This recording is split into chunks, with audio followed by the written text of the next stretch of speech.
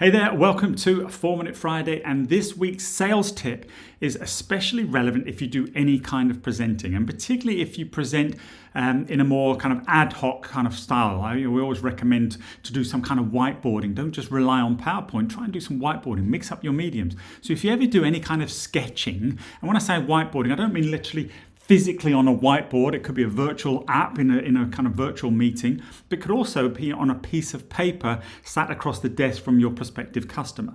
So let's say you're an architect, for example, and you draw out some outline kind of design principles or ideas for somebody's extension, or you're an IT professional and you sketch out kind of changes to a company's network infrastructure, or you're a tax planner and perhaps on a piece of paper you kind of draw out different buckets perhaps of how you could allocate a customer's money in different investment kind of products perhaps that they could use, whatever it might be. Somebody's retiring and you're a financial planner and you're sort of talking about how they might want to put so much money away or whatever. But anytime you draw something, or you can use drawings, and you should make things more visual if you can. Visual selling is very impactful.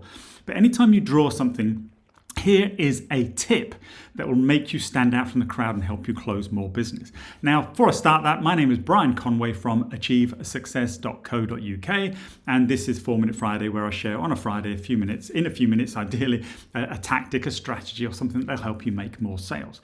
So as I said, this is about kind of presenting, and particularly if you do any kind of sketching or drawing of principles and kind of share ideas and work those through with your customer using some kind of physical drawing. Now, as an example, let's say I'll show you one here. This is a whiteboard that I did just this week with one of my clients. I know it kind of looks a little messy now, but as it built up the story, it all made sense to them. It's all relevant. And one of the students on this class actually said, "Can I take a screenshot of that?" And I said, "Yeah, sure you can." Now, the thing is, I would typically take a screenshot of that. Or if I was in a physical meeting with a physical whiteboard like this, I might take a photograph of the whiteboard that we'd sketched out or drawn out, or the principles, or the flip chart, or whatever it might be. Or even if it's a piece of paper, a great thing you can do is to take a photograph of that. Now, what most people will do is then email that to their client. So say, "Great meeting today, please find attached a picture of an image or whatever of the whiteboarding session that we had today. I thought it'd be a good sort of capture of our ideas that we shared, etc. Thanks, love and kisses, Brian, etc." And you send the email. Now, most customers, when they receive that, will kind of go, "Oh, that's good." They might preview what you've attached and go, "Oh yeah, I remember that now." If you're lucky, they might right-click and save as, and then put it into some kind of folder, perhaps, that they've saved of anything they've had a discussion with you previously. More often than not, that email just kind of disappears down through their, out of sight, down through the inbox as more and more emails come in, and it gets forgotten about. So here is the tip. What I'd suggest you do is go to one of these sites. Here's some examples. If you just Google, search, send postcards online, you can literally upload that image. You could write the physical address of your customer, write a short note, same as you would have an email. So by the time you've attached it and written a comment and put in an address, there's really no more work that's involved compared to sending an email.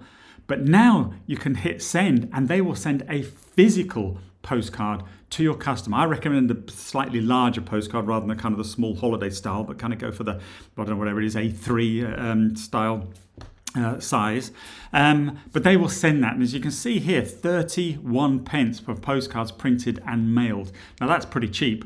It may not be that cheap. I have to find, there's probably some upsell in there or whatever if you want it glossy or whatever, but that's how cheap it. Literally £1, €1, $1, it really doesn't cost that much. But what makes a difference is that piece of mail then lands on the desk of your client.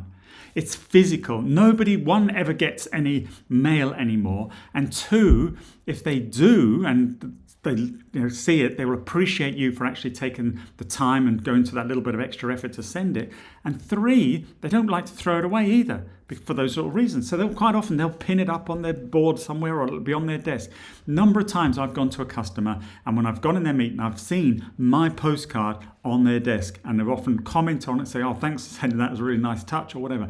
That's about differentiation. Sometimes, as I always say, the way you sell, not just what you sell, becomes your differentiator. So something as simple as that. If you ever sketch anything out, take a photograph, upload it to one of these sites, and they'll send it for you. There's no work, cost you a few pence, and you can make a big difference. That's it for this week. As I said, my name is Brian Conway. This has been 4-Minute Friday. Please do subscribe if you're watching this on YouTube. Please leave any comments, share, likes, all that stuff. Always appreciated. And until next week, hope you have a lovely weekend. And maybe if you've got a presentation next week, you could actually apply this principle and see the impact it makes. Take care.